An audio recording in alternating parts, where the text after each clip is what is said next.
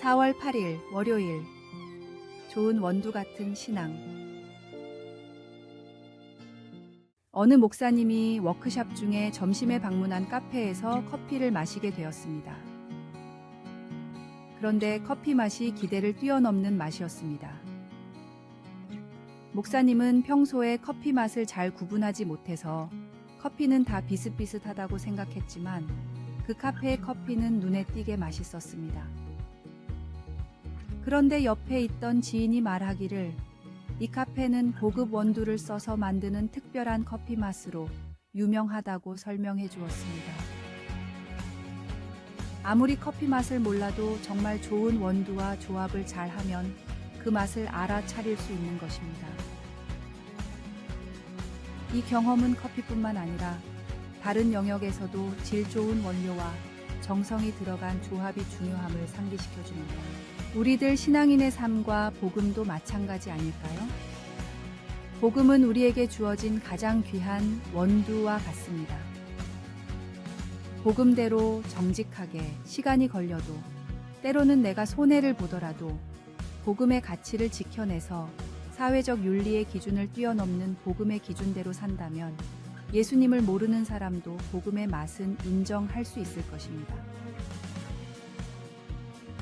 최고로 잘 볶아진 원두는 바로 복음입니다.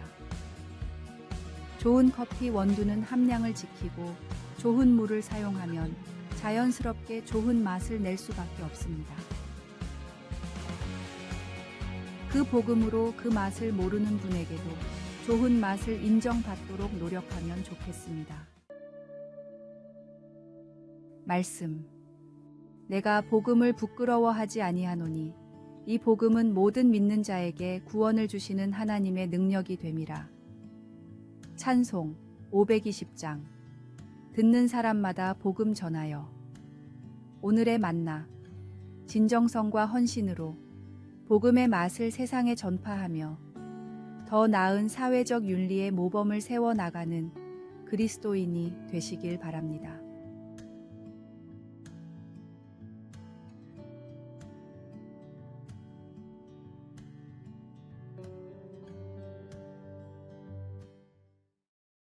(4월 9일) 화요일.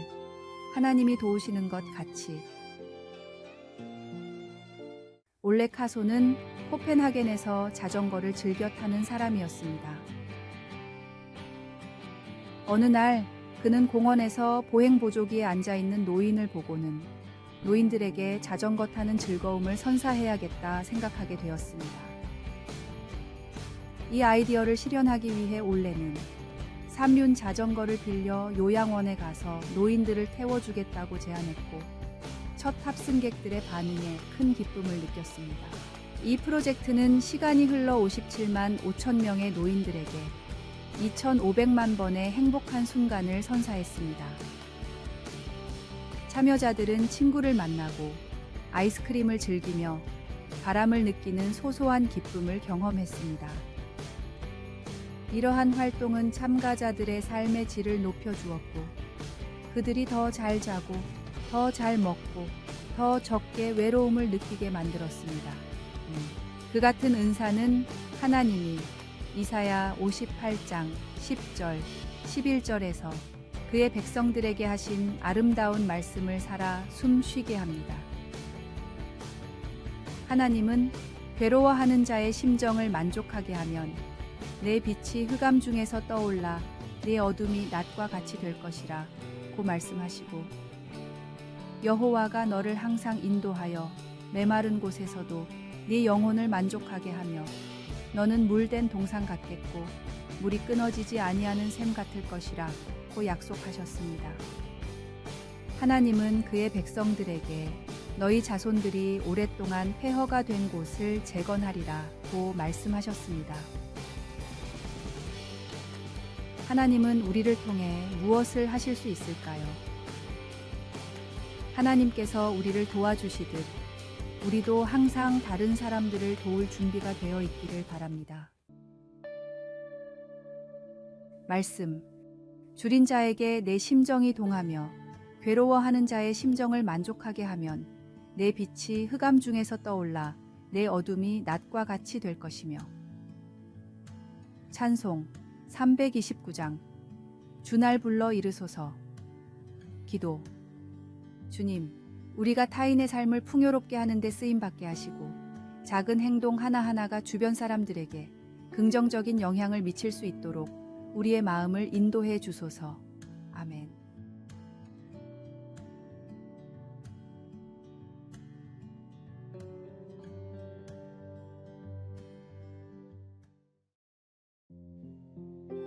(4월 10일) 수요일. 완벽하지 않더라도. 세계 지도가 없던 중세시대에 독일의 지리학자 마르틴 베하임은 아메리카 대륙을 건너 서쪽으로 가다 보면 인도가 나온다라고 주장했습니다. 포르투갈의 한 탐험가는 이 말을 믿고 세계 일주를 떠났지만 아메리카 대륙 서쪽에는 인도양이 아닌 망망대해가 펼쳐져 있었습니다. 탐험가는 이 바다를 태평양이라고 이름 짓고 동남아의 수많은 나라를 들러 정보를 수집했습니다. 그때 동남아에서 선교 활동을 하던 연로한 탐험가는 죽었지만 선원들은 다시 본국으로 돌아왔고 이 여정은 첫 세계 일주로 역사에 기록됐습니다.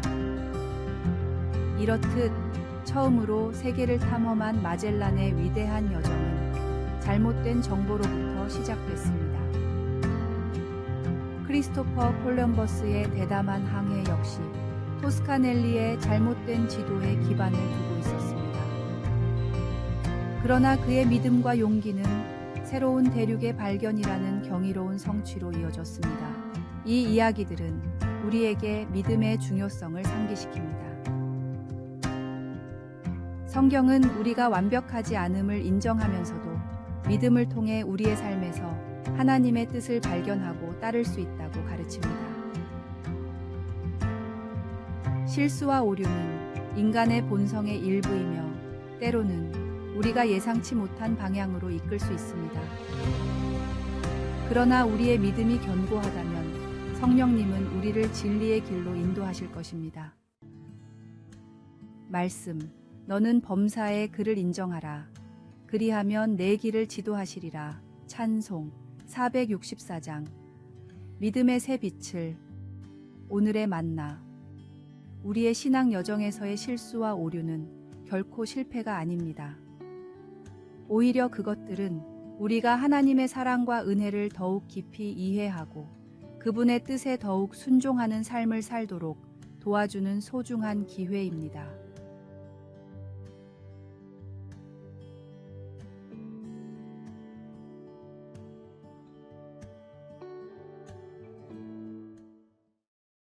(4월 11일) 목요일. 일부분만이 아닙니다.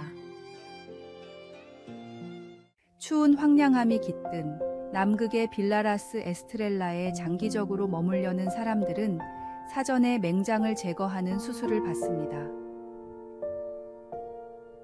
왜냐하면 그곳은 가장 가까운 병원까지 약 1,000km가량 떨어져 있어 만약 맹장 문제가 발생한다면 대처할 방법이 없기 때문입니다.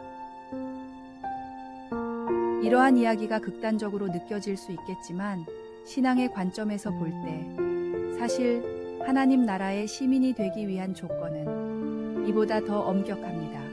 예수님은 사람들이 자신들만의 방식으로 하나님을 따르려는 모습을 보시고 제자의 길에 대한 근본적인 이해를 새롭게 정립하셨습니다. 예수님께서는 나를 따르고자 하는 자는 자신을 부인하고 자신의 십자가를 지고 나를 따르라고 말씀하셨습니다. 이는 주님을 우선시하며 그 어떤 반대적인 요소도 기꺼이 내려놓을 준비가 되어 있어야 한다는 뜻입니다. 십자가를 지는 것은 사회적, 정치적 억압과 심지어 죽음까지도 감수하며 주님께 헌신할 준비가 되었음을 선언하는 행위입니다. 따라서 내려놓음과 십자가를 짐을 넘어 우리는 주님을 진정으로 따르려는 의지를 가져야 합니다. 이것은 우리가 주님의 섬김과 헌신을 통해 인도받을 때 매 순간 그분의 인도를 따르는 자세를 의미합니다. 예수님을 따른다는 것은 단순히 삶의 일부를 뒤에 남겨두는 것이 아닙니다. 그것은 우리의 전체 삶과 육신을 주님께 드리고 헌신하는 과정입니다. 이를 통해 오직 주님의 도움으로 우리는 완전히 새로운 존재로 거듭날 수 있습니다. 말씀, 누구든지 나를 따라오려거든 자기를 부인하고 자기 십자가를 지고 나를 따를 것이니라. 찬송 449장. 예수 따라가며. 기도. 주님의 뜻을 우선시하며 주님의 사랑과 은혜 안에서 저희 인생의 모든 십자가를 질 수 있도록 인도해 주소서. 아멘.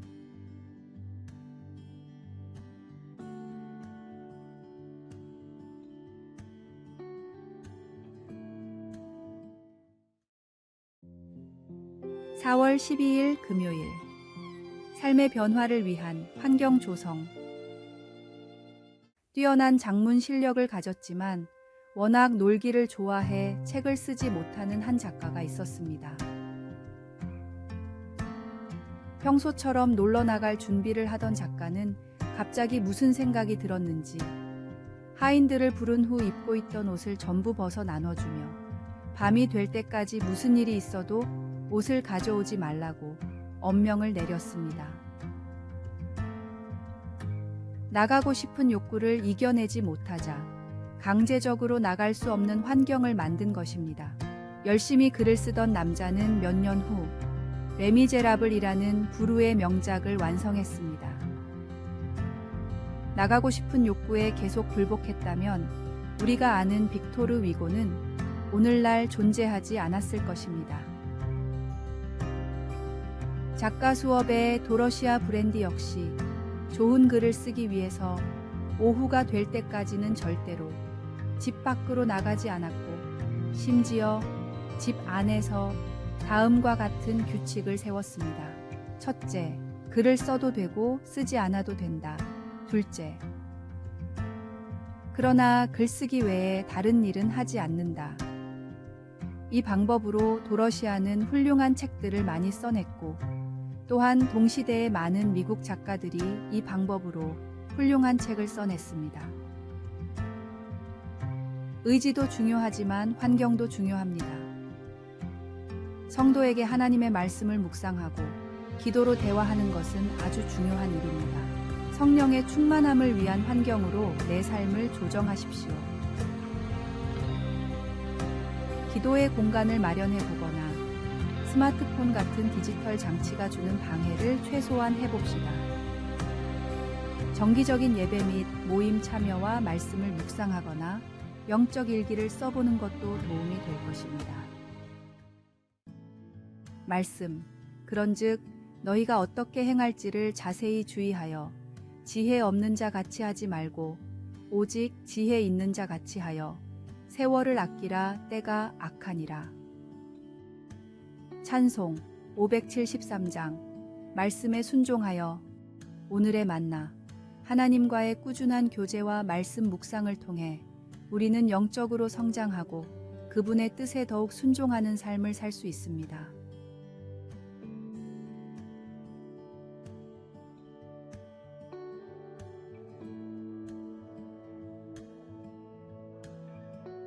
아래의 빨간색 글자 구독을 누르시어 더 많은 전도의 열매를 맺으시기를 기도합니다.